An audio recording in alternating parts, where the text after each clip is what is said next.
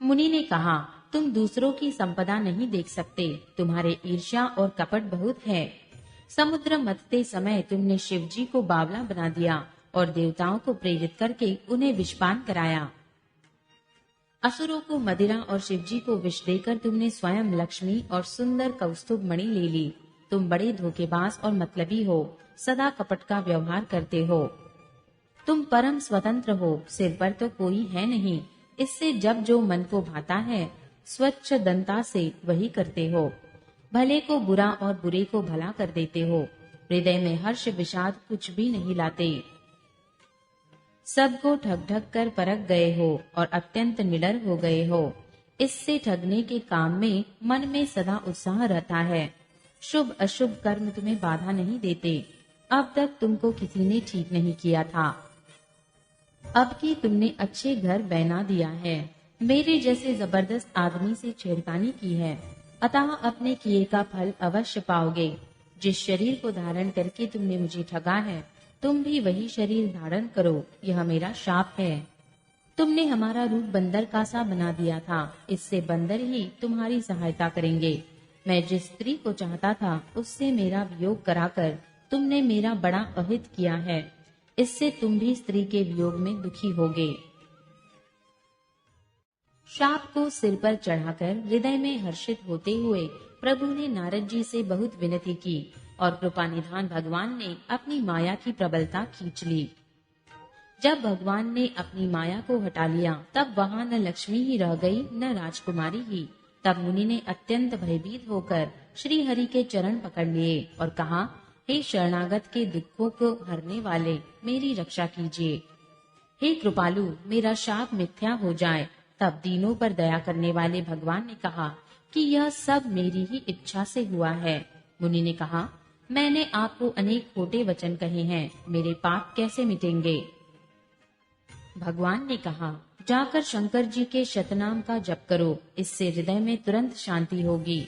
शिव जी के समान मुझे कोई प्रिय नहीं है, इस विश्वास को भूलकर भी न छोड़ना। हे मुनि पुरारी, शिव जी जिस पर कृपा नहीं करते वह मेरी भक्ति नहीं पाता। हृदय में ऐसा निश्चय करके जाकर पृथ्वी पर विचरो।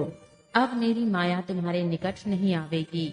बहुत प्रकार से मुनि को समझा बुझाकर ढाढ़स देकर तब प्रभु अंतर्धान हो गए और नारद जी श्री रामचंद्र जी के गुणों का गान करते हुए सत्यलोक ब्रह्मलोक को चले।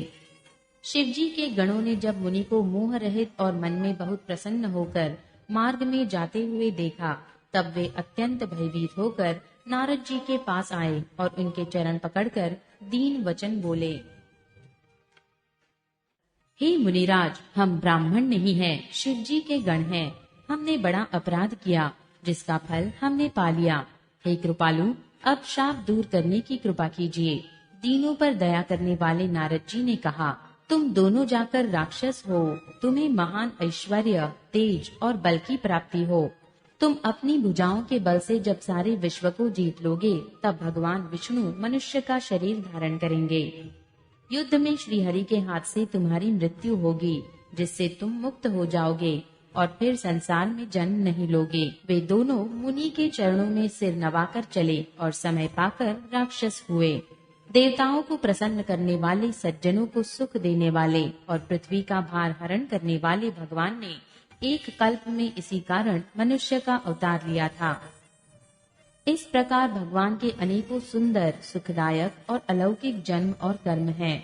प्रत्येक कल्प में जब जब भगवान अवतार लेते हैं और नाना प्रकार की सुंदर लीलाएं करते हैं, तब तब मुनीश्वरों ने परम पवित्र काव्य रचना करके उनकी कथाओं का गान किया है और भांति भांति के अनुपम प्रसंगों का वर्णन किया है, जिनको सुनकर समझदार विवेकी लोग आश्चर्य नहीं करते।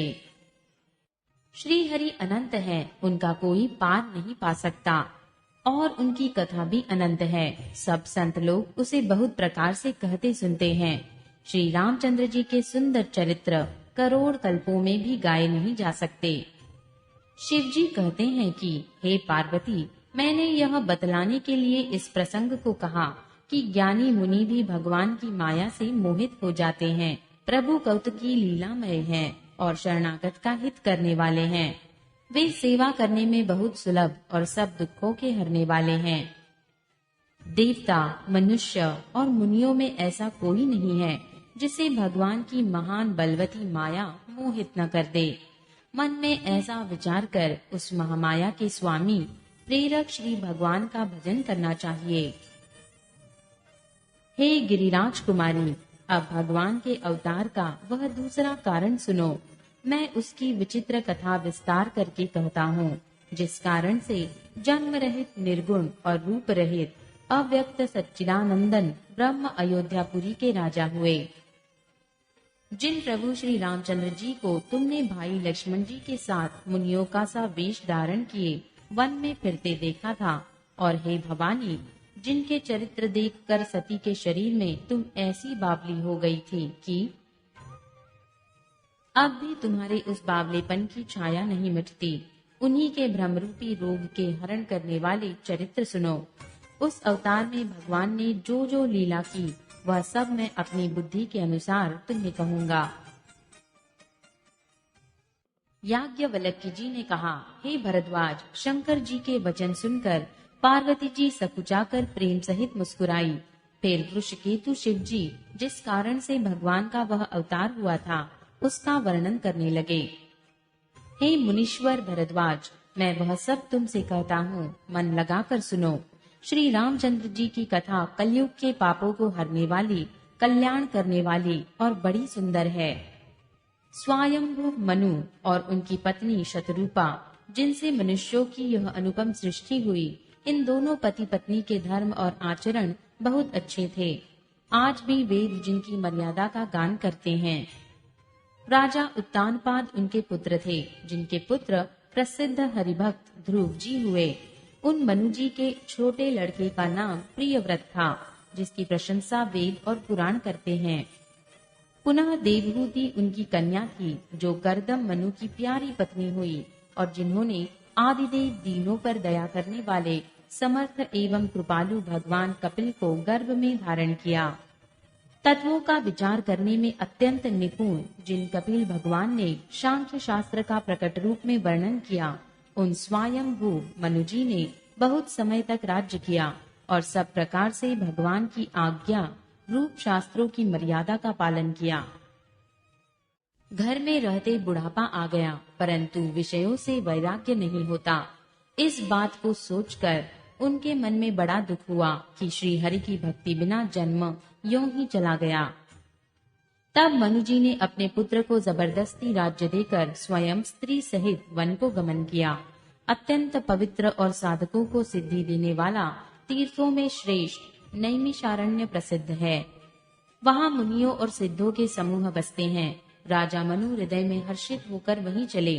वे धीर बुद्धि वाले राजा रानी मार्ग में जाते हुए ऐसे सुशोभित हो रहे थे, मानो ज्ञान और भक्ति ही शरीर धारण किए जा रहे हों। चलते चलते वे गोमती के किनारे जा पहुँचे। हर्षित होकर उन्होंने निर्मल जल में स्नान किया। उनको धर्म धुरंधर राजर्षि जानकर सिद्ध और ज्ञानी मुनि उनसे मिलने आए। जहाँ जहाँ सुंदर तीर्थ थे, मुनियों ने आदर पूर्वक सभी तीर्थ उनको करा दिए। उनका शरीर दुर्बल हो गया था। वे मुनियों के से वलकल वस्त्र धारण करते थे और संतों के समाज में नित्य पुराण सुनते थे और द्वादशाक्षर मंत्र ओम नमो भगवते वासुदेवाय का प्रेम सहित जप करते थे। भगवान वासुदेव के चरण कमलों में उन राजा रानी का मन बहुत ही लग गया। वे साग, फल और कंद का आहार करते थे और सच्चिदानंद ब्रह्म का स्मरण करते थे। फिर वे श्री हरि के लिए तप करने लगे और मूल फल को त्याग कर केवल जल के आधार पर रहने लगे। हृदय में निरंतर यही अभिलाषा हुआ करती कि हम कैसे उन परम प्रभु को आंखों से देखें, जो निर्गुण, अखंड, अनंत और अनादि हैं और परमार्थवादी ब्रह्म ज्ञानी तत्वेता लोग जिनका चिंतन किया करते हैं, जिन्हें वेद नेति नेति यह भी नहीं कहकर निरूपण करते हैं, जो आनंद स्वरूप उपाधि रहित और अनुपम है एवं जिनके अंश से अनेकों शिव, ब्रह्मा और विष्णु भगवान प्रकट होते हैं। ऐसे महान प्रभु भी सेवक के वश में हैं और भक्तों के लिए दिव्य लीला विग्रह धारण करते हैं। यदि वेदों में यह वचन सत्य कहा है तो हमारी अभिलाषा भी अवश्य पूरी होगी। इस प्रकार जल का आहार करके तप करते 6000 वर्ष बीत गए। फिर 7000 वर्ष वे वायु के आधार पर रहे। इस 10,000 वर्ष तक उन्होंने वायु का आधार भी छोड़ दिया। दोनों एक पैर से खड़े रहे। उनका अपार तप देखकर ब्रह्मा, विष्णु और शिव जी कई बार मुनि जी के पास आए। उन्होंने इन्हें अनेक प्रकार से ललचाया और कहा कि कुछ वर मांगो, पर वे परम धैर्यवान राजा रानी अपने तप से किसी के डिगाए नहीं डिगे। यद्यपि उनका शरीर हड्डियों का ढांचा मात्र रह गया था, फिर भी उनके मन में जरा भी पीड़ा नहीं थी।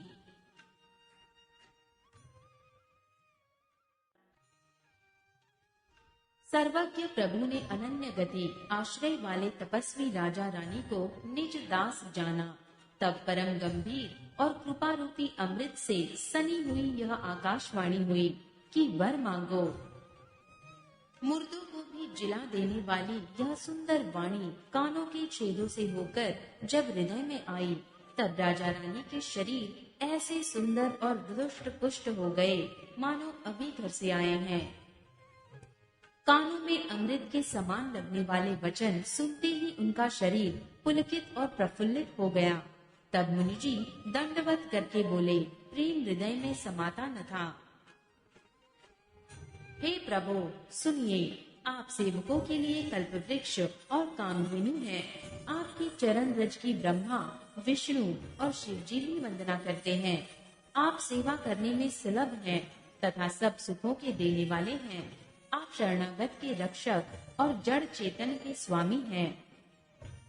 हे अनाथों का कल्याण करने वाले, यदि हम लोगों पर आपका स्नेह है तो प्रसन्न होकर यह वर दीजिए कि आपका जो स्वरूप शिव जी के मन में बसता है और जिसकी प्राप्ति के लिए मुनि लोग यज्ञ करते हैं, जो काकभूषणी के मन स्वरूपी मान सरोवर में विहार करने वाला हंस है, सगुण और निर्गुण कहकर वेद जिसकी प्रशंसा करते हैं।